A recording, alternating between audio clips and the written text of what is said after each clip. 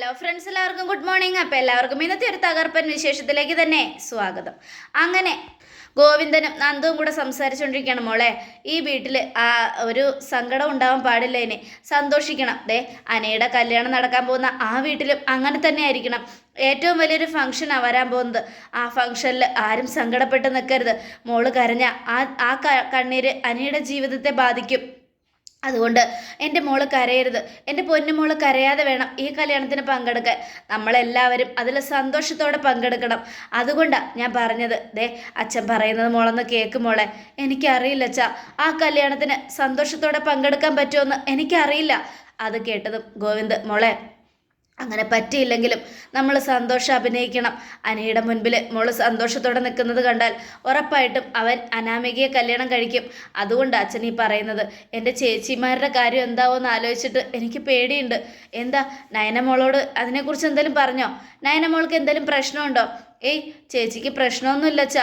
ഇനി പുതിയൊരു മരുമകൾ എല്ലാ അർത്ഥത്തിലും വരുമ്പോൾ എൻ്റെ ചേച്ചിമാരെ അവിടെ എല്ലാവരും താഴ്ത്തിക്കെട്ടുമെന്ന എൻ്റെ പേടി.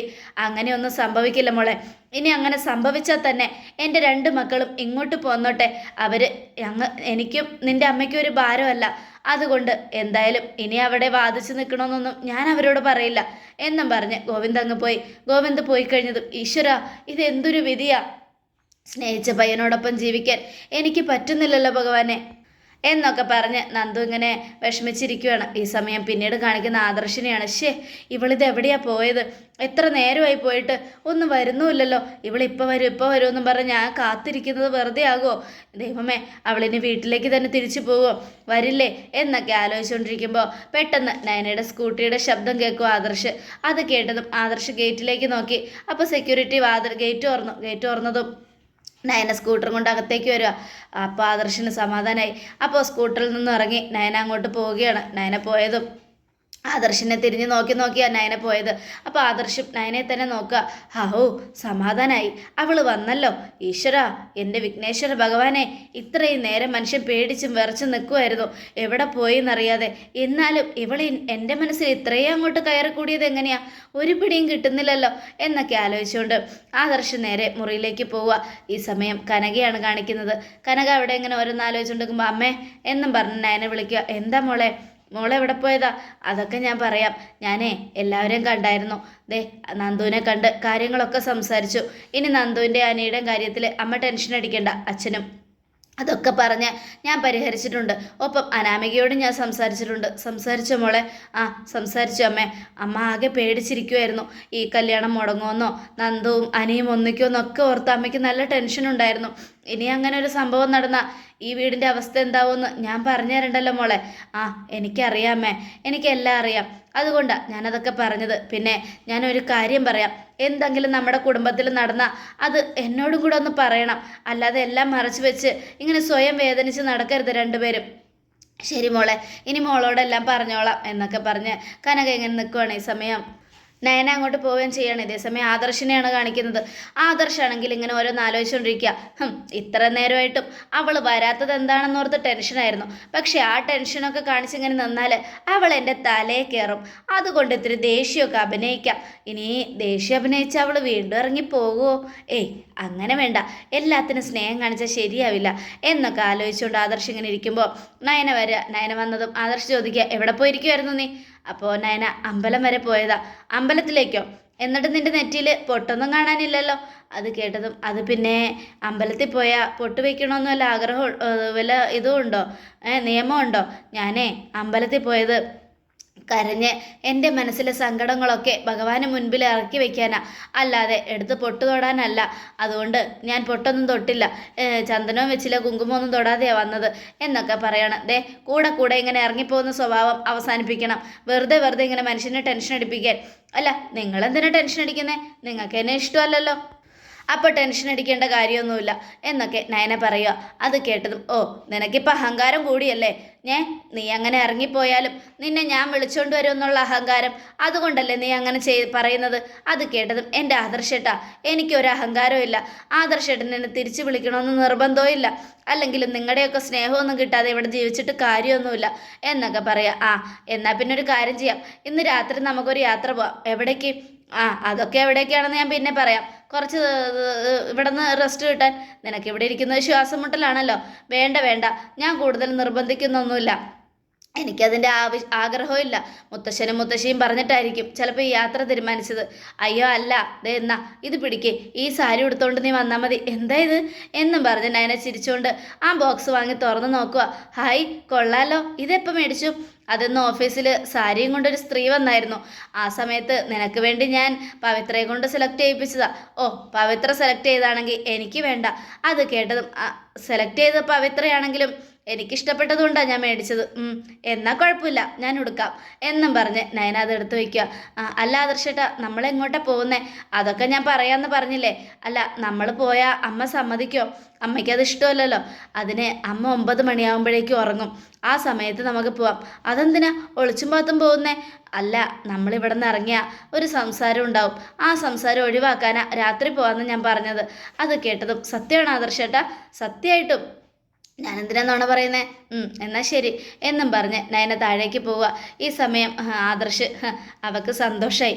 ആവൂ, സമാധാനമായി. അവളുടെ മുഖം ഒന്ന് ചിരിച്ചു കണ്ടല്ലോ, ഇപ്പോഴാശ്വാസമായത്. അവളില്ലാതെ എനിക്ക് ഒട്ടും പറ്റില്ല, തീരെ പറ്റില്ല എന്ന് എനിക്ക് മനസ്സിലായി എന്നൊക്കെ ആലോചിച്ചുകൊണ്ട് ആദർശ് ഇങ്ങനെ അങ്ങോട്ടും ഇങ്ങോട്ടും നടക്കുക. ഈ സമയം മുത്തശ്ശനെയും മുത്തശ്ശിയാണ് കാണിക്കുന്നത്. നയനമോളെ ആദർശ് മോൻ സ്നേഹിക്കുന്നുണ്ടെന്ന് നമ്മൾ കരുതിയിരുന്നതൊക്കെ വെറുതെയാണ്. നയനമോളുടെ മനസ്സ് ആദർശ് മോൻ ഒരുപാട് വിഷമിപ്പിക്കുന്നുണ്ട്. അതുകൊണ്ടാണ് മോളിങ്ങനെയൊക്കെ ഇറങ്ങിപ്പോകുന്നത് അടക്കം. പാവം, മോളങ്ങനെ പോയാലും നമുക്ക് ചോദിക്കാനുള്ള അധികാരമില്ല. കാരണം മോൾക്ക് ഈ വീട്ടിലെ സന്തോഷം കിട്ടുന്നില്ല. പിന്നെ എങ്ങനെയാ നമ്മൾ മോളോട് ചോദിക്കുന്നത്? അത് ശരിയാ, ഞാൻ പറഞ്ഞതുപോലെ ഇവിടെ ആദർശം നയനയും തമ്മിൽ വലിയ സ്നേഹത്തിലൊന്നും അല്ല എന്നൊക്കെ പറഞ്ഞുകൊണ്ടിരിക്കുമ്പോൾ നയന വരിക. മോളെ എവിടെ പോയതായിരുന്നു? കല്യാണിയെ കാണാൻ പോയതാ മുത്തശ്ശ? ആണോ? എന്നിട്ട് മോള് ആദർശനോട് പറയാതെയാണോ പോയത്? അതെ.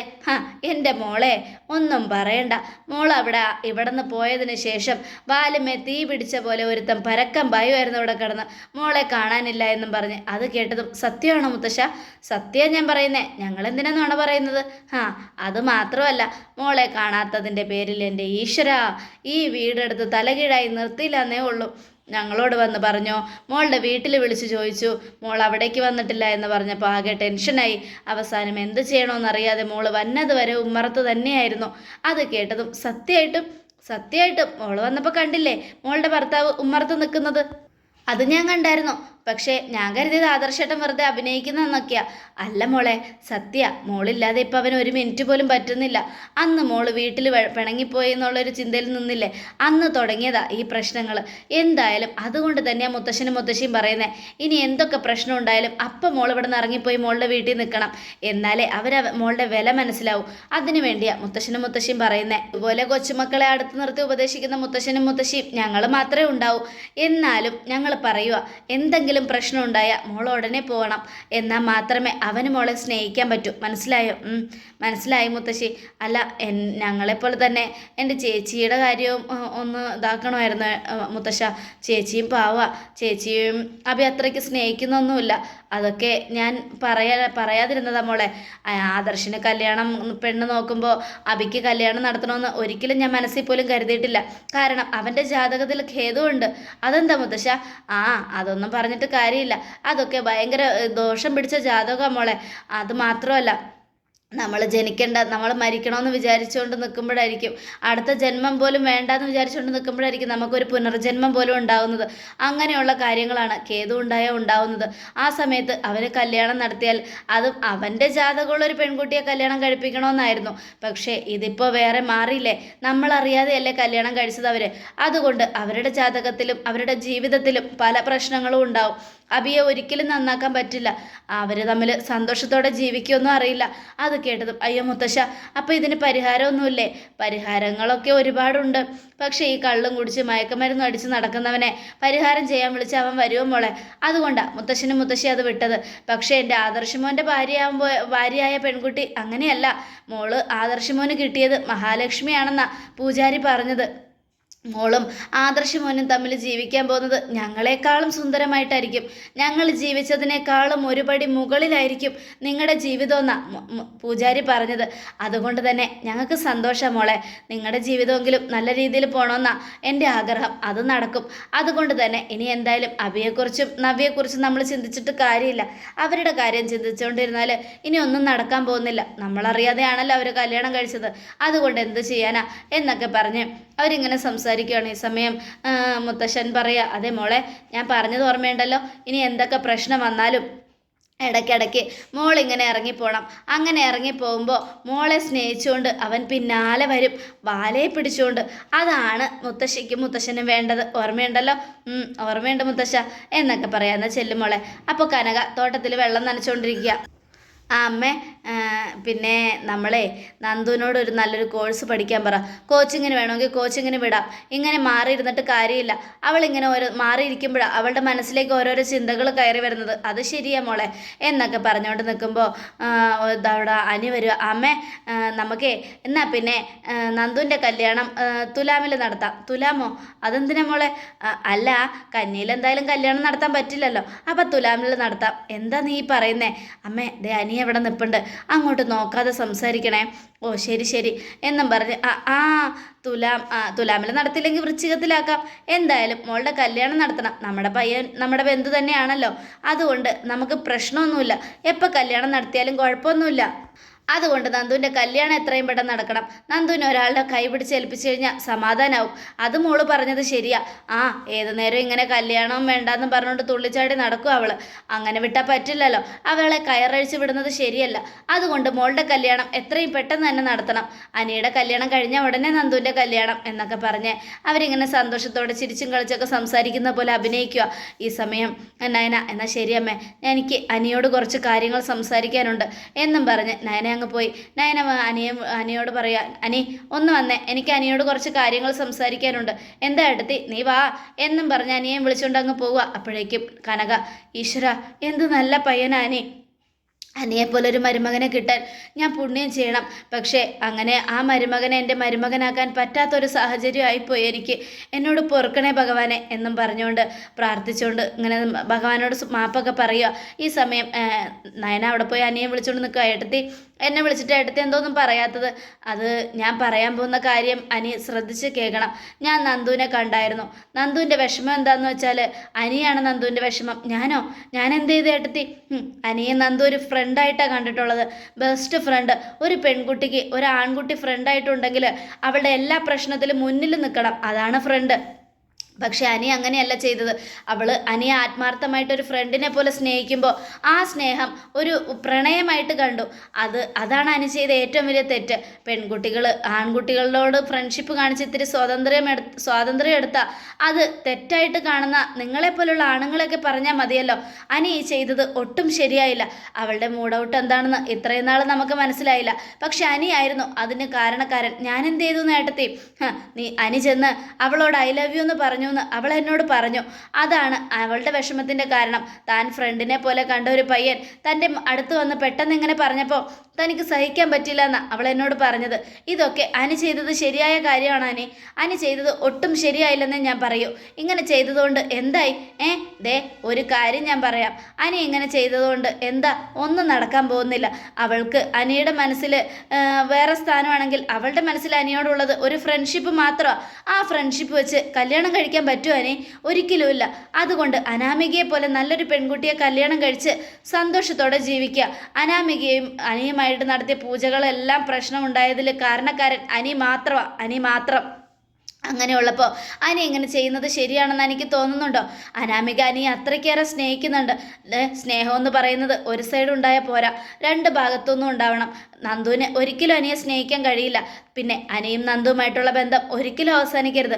നിങ്ങളുടെ ഫ്രണ്ട്ഷിപ്പ് എന്നും തുടരണം. ജീവിത അവസാനം വരെ നിങ്ങളുടെ ഫ്രണ്ട്ഷിപ്പ് ഉണ്ടാവണം.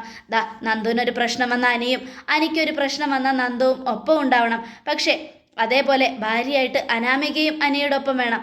ആ പെങ്കൊച്ചിനെ ഇങ്ങനെ സങ്കടപ്പെടുത്തരുത്. നന്ദുവിനെയും അനാമികയും ഒക്കെ ഞാൻ കാര്യങ്ങൾ പറഞ്ഞ് മനസ്സിലാക്കിയിട്ടുണ്ട്. അനി ഇനി ഒരിക്കലും നന്ദുവിൻ്റെ ജീവിതത്തിലേക്ക് ചെല്ലാൻ പാടില്ല. കാമുകനായിട്ട് ഒരിക്കലും പാടില്ല. അതൊരു ഫ്രണ്ട്ഷിപ്പായിട്ട് പോയാൽ ഉറപ്പായിട്ടും ഞാനുണ്ടാവും നിങ്ങളോടൊപ്പം. പക്ഷേ ഒരിക്കലും നന്ദുവിനെ കല്യാണം കഴിക്കണമെന്നും പറഞ്ഞ് ചെന്നാൽ എൻ്റെ സ്വഭാവം മാറും. അറിയാലോ ഈ ഏട്ടത്തിയുടെ അവസ്ഥ. ഈ ഏട്ടത്തി അനിയെ ഒരുപാട് വിശ്വസിച്ചു. അനി അതുപോലൊരു പയ്യനല്ല എന്നാ ഏട്ടത്തി കരുതിയിരുന്നത്. പക്ഷെ എൻ്റെ എല്ലാ പ്രതീക്ഷകളും അനി തകർത്തു. അതുകൊണ്ട് അനി, ഞാൻ പറയുന്നത് നന്നായിട്ട് കേൾക്കണം. ഒരിക്കലും ഇനി നന്ദുവിനെ വിഷമിപ്പിക്കരുത് എന്നൊക്കെ പറഞ്ഞുകൊണ്ട് ഉപദേശിക്കുകയാണ്. ഇത് കേട്ടതും അനിക്കാകെ സങ്കടമായി. നയന പോയതും അനി ഭയങ്കര സങ്കടത്തോടു കൂടെ തന്നെ ഇങ്ങനെ ആലോചിക്കുകയാണ്. അതോടുകൂടെ എപ്പിസോഡ് അവസാനിക്കുകയാണ്. നാളത്തെ ഒരു തകർപ്പൻ വിശേഷത്തിനായിട്ട് കാത്തിരിക്കുക. എല്ലാവർക്കും ഒരിക്കൽ കൂടെ നല്ലൊരു ശുഭദിനം തന്നെ ആയിക്കോട്ടെ. Thank you friends.